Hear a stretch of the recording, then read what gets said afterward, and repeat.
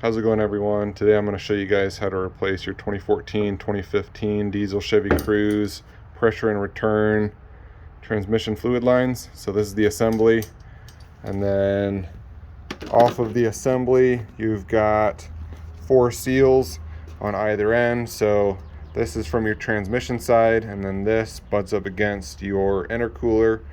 So there's a external O-ring there, or I should say internal O-ring, because when you screw it on, so there's that. This is a 3/4 or 19 millimeter to pull that off, so wrench or socket. And then some people wonder if the new one comes with the retaining clip, and the answer is yes, it does. So you just pull that clip back, and then once you got the line on, you just push that back over. So I'll show you guys really quick where this is located. So just keep in mind, while I'm doing this project, I'm doing other maintenance. So my F-hose was cracked, so I'm replacing that so that can actually stay inside.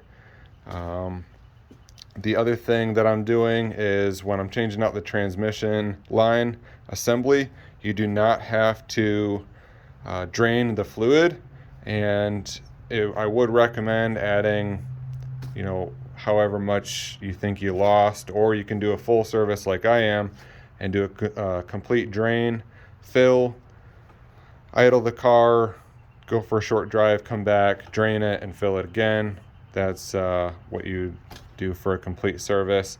And then there's a procedure I have in my cheat sheet for that, so you guys can find all that information for the F-hose removal as well as the full service for your unserviceable transmission. So right here is the fill plug for the transmission. So I'm going to go down, pan below, and I'll show you guys where the drain and level tube is for the transmission. And then I also removed the little module right here, computer, ECM, whatever it may be. So in order to get to this fill plug real quick, you've got to push this clip together like that while it's in there, and then this will slide up, and just kind of tuck it out of the way. You only need about a 1/2 inch to get in there. And the size plug or hex is a 8 millimeter hex, and then it is a Torx 50 on other cars, so just keep that in mind. It could be different. So again, that's the hex 8 or a Torx 50. So coming underneath the car, you've got your level tube, and then inside is the level check plug. So first off, you're gonna have to remove the check plug, and this is only if you're doing the full service of your transmission when you go to change these lines. So the check plug is a T40, and then the level tube is a hex 12 millimeter, or on other cars it could be a Torx 55. So let's see really quick. So this is on your driver's side. The F-hose comes in right there, and then it comes down through, passes around this bracket right here, and then goes up. And then you can see just underneath the F-hose, you're gonna have that seal I was talking about. That is a 3/4 or a 19 millimeter. And then again, this is the driver's side of the car. So your F-hose was sitting up there, and then your transmission seal is somewhere over here. So if you follow the beam, there's the lines, and then they attach right here. So in correlation with the drain plug's there, follow it up, and there's your line. So you're gonna need a deep well 10 millimeter socket to pull that off. And I forgot to mention really quick, those 2 other seals, they sit just underneath of there. So once you get the whole assembly out, that's where those are going to be. So I'll get back down below when I go to pull off the lines, but if you guys do end up removing the F-hose, there's a video showing you how to do it, but if you don't go and watch the video, two things you kind of need to know are the temperature sensor that sits just underneath of this connection, which is just underneath of here. That is a 15 millimeter right there. So yours should not look like this. I actually broke mine off because I didn't see the sensor under there. So that's a 15 millimeter. And then there's some torque screws there if that's too seized on. Don't quote me on it, but it is either a T25 or a T20. And then there's a brake vacuum line, which is a T25. So the vacuum line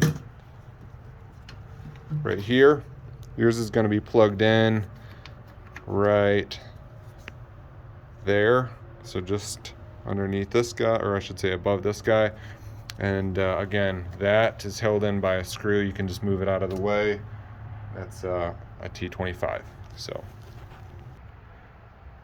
all right, so long story short, this took quite a while to get off. I said that the F-hose was optional. I do actually think that you need to take it out.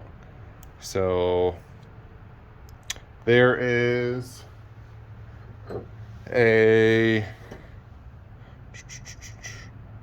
not sure if I mentioned this already, but there's a T25 for this vacuum line right here that goes there, and then the 15 millimeter temp sensor, which sits at the top here, which is tucked under there.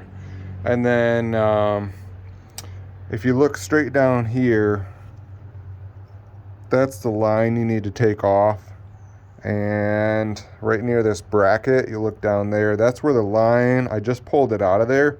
So you can kind of put your hand through here and then pull back on it, and it'll come off. And then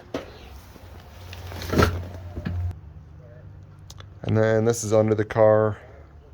So those are the two that I just replaced. I popped those out. You're gonna want like a long flathead and a baby hammer to kind of beat the lip until you crush 2 or 3 ends, and then you can kind of work them out. If yours look good, I would just leave them, because let me tell you, they were a pain. So this is the driver's side of the car. That's the line there.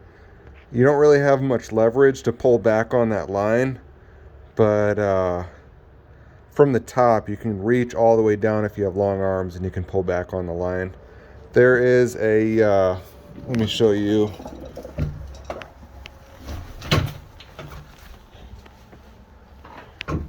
There is a black clip.